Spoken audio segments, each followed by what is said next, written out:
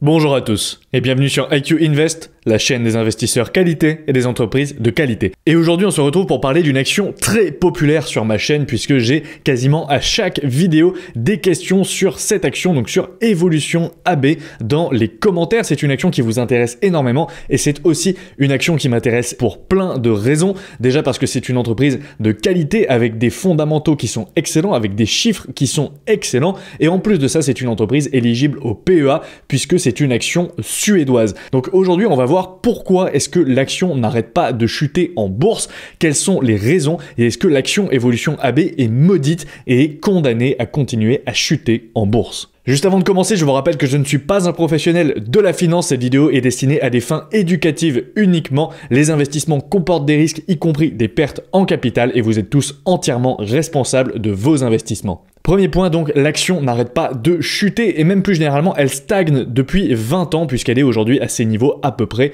de 2021 et depuis un an, elle a perdu environ 30% puisqu'elle a fait moins 29,45%. Donc c'est vraiment une performance catastrophique depuis un an et même depuis plus généralement 5 ans, même si on remonte un petit peu en 2020, on a un CAGR de 24%. Si on regarde depuis 2021, le cours de l'action est complètement plat et il n'arrête pas de dégringoler en 2024. Evolution AB serait-elle une action maudite? Evolution AB est avant tout une entreprise suédoise qui est spécialisée dans les jeux d'argent en ligne, en live ou RNG. Donc les jeux en live, ça va être tout ce qui va être par exemple poker, blackjack, baccarat, etc. avec des vrais humains qui vont faire les croupiers en live et les RNG vont être tous les jeux de machines à sous, etc. Donc RNG, c'est Random Numbers Game, donc jeu avec des nombres aléatoires. Et elle propose une plateforme clé en main appelée One Stop Shop qui est destinée à être commercialisée auprès de prestataires professionnels, donc des fournisseurs de jeux en ligne que vous connaissez peut-être comme Unibet, etc. Il s'agit donc d'un modèle B2B puisque l'entreprise s'adresse à d'autres entreprises et c'est un modèle qui est très scalable, qui est rentable et elle a des chiffres qui sont exceptionnels depuis plusieurs années avec des marges très élevées et une forte croissance. Pour en savoir plus, je vous invite à regarder l'analyse que j'ai fait sur la chaîne IQ Invest et également le Deep Dive qui est une analyse beaucoup plus approfondie qui dure 2 heures sur la chaîne Le CAF Rentable. Donc avec ces deux vidéos, vous devriez avoir toutes les informations nécessaires pour comprendre le business model, les forces et les faiblesses de l'entreprise. Mais malgré tous ces fondamentaux excellents, l'entreprise ne cesse de chuter en bourse. Pourquoi est-ce que c'est une action maudite ou est-ce qu'il y a des raisons derrière cette chute? Premièrement, on peut parler des grèves en Géorgie, puisque depuis le 12 juillet, les employés du studio géorgien d'Evolution Gaming, donc environ 7000 employés, sont en grève pour dénoncer leurs conditions de travail, et à noter qu'il s'agit de la grève la plus longue de l'histoire de la Géorgie. Il y a également des syndicats suédois comme Unionen et Engineers of Sweden et l'UNI Global Union qui soutiennent également les grévistes en Géorgie, et aux États-Unis, on a le Culinary Workers Union local qui a demandé au Nevada Gaming Commission de refuser une licence à Evolution. Donc on voit que c'est vraiment un problème durable pour la société et l'entreprise affirme pourtant proposer des salaires compétitifs qui sont en moyenne le double de la moyenne géorgienne et accuse le syndicat notamment de violence et d'actions illégales avec un blocus des accès et du harcèlement envers les employés qui veulent continuer de travailler. Et à ce jour, aucune solution n'a été trouvée pour mettre fin à cette grève et forcément c'est quelque chose qui impacte les revenus d'Evolution puisqu'elle a moins de personnel justement pour servir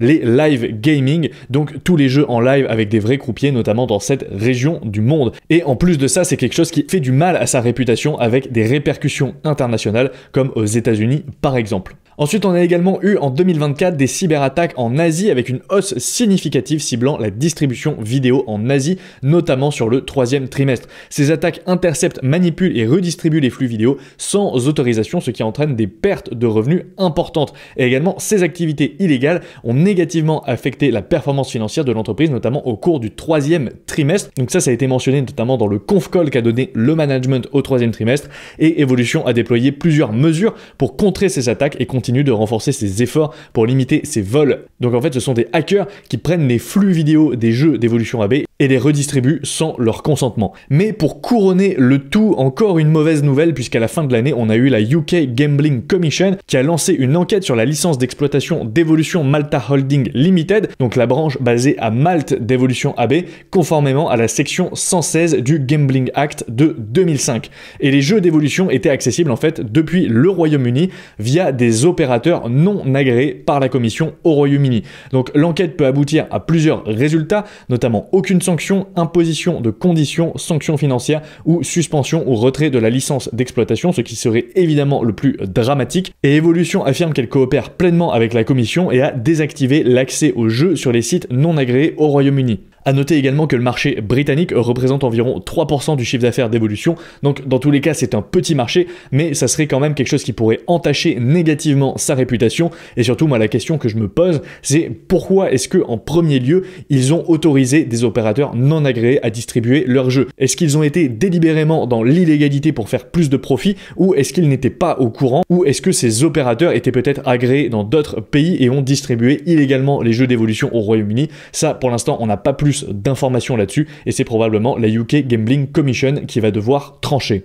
Ensuite, on a également le problème des ETF et des fonds ESG, puisque le secteur d'activité d'Evolution, qui sont les jeux d'argent, est souvent considéré comme incompatible avec les critères des ETF et fonds ESG. Les controverses également actuelles, notamment l'enquête de la UK Gambling Commission et la grève en Géorgie, affectent négativement l'évaluation ESG de l'entreprise, et ces facteurs réduisent donc l'attractivité des investisseurs ESG, ce qui entraîne une baisse des liquidités disponibles pour l'entreprise, et donc par conséquent un cours de bourse qui est potentiellement plus faible. Et ensuite, on peut parler du coût final, puisque Morningstar a décidé de rétrograder la note de Moat d'Evolution, la passant de wide à narrow. Donc pour ceux qui ne connaissent pas cette note de Moat, c'est la note d'avantage compétitif de la société. Si elle est wide, ça veut dire que l'entreprise a un fort avantage compétitif, narrow un petit avantage compétitif, et no Moat qu'elle n'a pas d'avantage compétitif. Donc évidemment, on cherche des entreprises ayant une note wide, et personnellement, j'accorde beaucoup d'importance à la note de Morningstar dans ma thèse d'investissement, et je n'investis que dans des entreprises qui ont une note wide. Et j'ai fait toute une vidéo dans la playlist Gagner en bourse sur l'avantage compétitif. Je vous conseille d'aller la voir si vous ne l'avez pas déjà vue, et je parle notamment de la note de Morningstar et également du papier qu'ils ont fait, du papier de recherche qu'ils ont fait sur cette notation, avec les preuves statistiques qui montrent que les entreprises qui ont une note wide surperforment le marché à long terme. Et donc, pourquoi cette baisse? Personnellement, je n'ai pas réussi à trouver l'explication officielle de Morningstar, et si vous avez des informations quant à cette baisse, cette rétrogradation de la note, n'hésitez pas à me les partager. Et maintenant, on peut se poser la question, quel est l'avenir d'Evolution, puisque de nombreuses difficultés s'annoncent encore. Je pense qu'elles ne sont pas encore derrière nous, même si 2024 a été une année très négative pour Evolution, je ne pense pas que 2025 soit tout rose. Et donc la croissance aujourd'hui diminue pour Evolution, mais reste à des niveaux impressionnants, tout comme les marges qui restent à plus de 60% et la croissance qui reste aux alentours des 16-17%.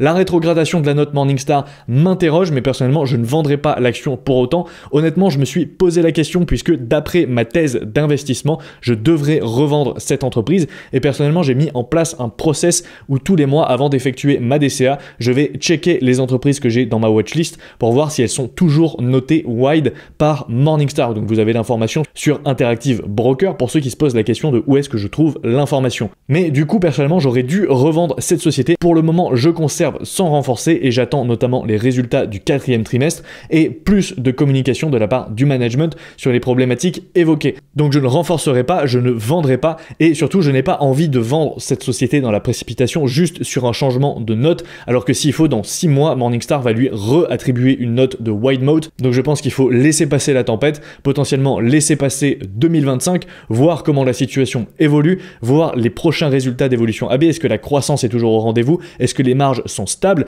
Est-ce qu'elle arrive à se développer notamment sur des nouveaux marchés aux États-Unis, par exemple dans de nouveaux États? Est-ce qu'elle arrive à régler ses problèmes de grève, ses problèmes avec la UK Gambling Commission? Et si elle arrive à régler tout ça et à conserver sa croissance, ça pourrait être une très très belle action à l'avenir. Et ici on se retrouve donc sur l'application IQ Invest, vous avez le lien en description si elle vous intéresse, et on va aller dans l'onglet évaluation ici pour déterminer quel est le prix auquel il faudrait payer l'entreprise pour avoir un rendement intéressant. Vous voyez qu'aujourd'hui, si on se base sur les free cash flow par action, le price to free cash flow est de 13, donc c'est vraiment des niveaux de valorisation qui sont extrêmement bas, puisque vous voyez que la médiane à 10 ans est à 48. Si on regarde un peu ici le graphique de valorisation sur les 5 dernières années, on va ici afficher donc le price to free cash flow et la moyenne mobile à 90 jours du price to free cash flow, donc ça fait partie des nouveautés qui sont sorties sur l'application, et on va également afficher la médiane du price to free cash flow sur le graphique. Donc on voit qu'à 5 ans, la médiane est à 30,32 et on voit que le niveau de valorisation ne cesse de chuter. Et on constate surtout quelque chose que je trouve assez intéressant, c'est que le cours de bourse reste plutôt plat, même s'il a eu tendance à diminuer cette année, on voit qu'il est plutôt resté à des niveaux stables depuis 5 ans, alors que le price to free cash flow ne cesse de chuter pour atteindre des plus bas aujourd'hui à 13,5 environ, et on voit que les price to free cash flow sont continuellement en dessous de leur moyenne mobile, notamment depuis avril. Donc clairement aujourd'hui l'entreprise est extrêmement décotée, elle est vraiment peu chère, surtout quand on compare par rapport à ses niveaux de valorisation historique, puisqu'on voit qu'en 2020-2021 elle était quand même au-dessus des 40 et elle est restée au-dessus des 20 pendant extrêmement longtemps, même encore au début de l'année. Donc personnellement ce que j'ai mis comme paramètre de croissance, c'est une croissance prévue de 16% pour les free cash flow par action sur les 5 prochaines années, en sachant qu'on a une prédiction de croissance du chiffre d'affaires de 15%, donc on est relativement conservateur puisque les free cash flow ont toujours tendance à croître plus rapidement que le chiffre d'affaires, en tout cas si l'entreprise améliore ses marges et améliore son efficience. Également, j'ai mis un price to free cash flow final de 20, donc pour moi l'entreprise pourrait tout à fait être valorisée 20 dans 5 ans, et basé sur ces deux hypothèses, on obtient donc un prix final dans 5 ans de 2600 couronnes suédoises versus un prix aujourd'hui de 852 couronnes suédoises, soit une croissance estimée de 25% par an pendant les 5 prochaines années, et surtout une marge de sécurité de 43%, puisque vous pourriez payer l'entreprise jusqu'à 1500 couronnes suédoises, donc quasiment 2 fois plus cher pour avoir un rendement de 12% par an sur les 5 prochaines années.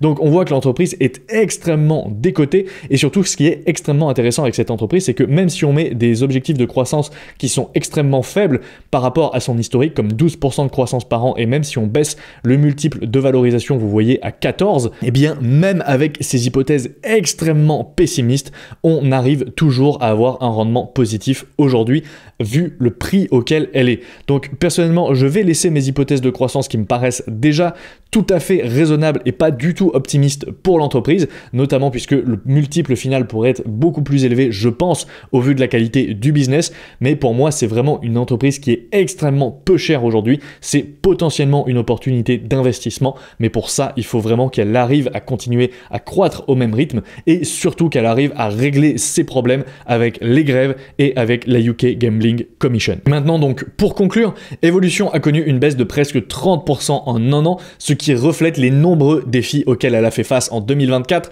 et l'action affiche des niveaux de valorisation extrêmement bas, ce qui offre une très belle opportunité d'investissement si et seulement si la croissance reste au rendez-vous, que les marges également restent stables et que le management parvient à résoudre les problèmes actuels, à savoir les grèves, la UK Gambling Commission, etc.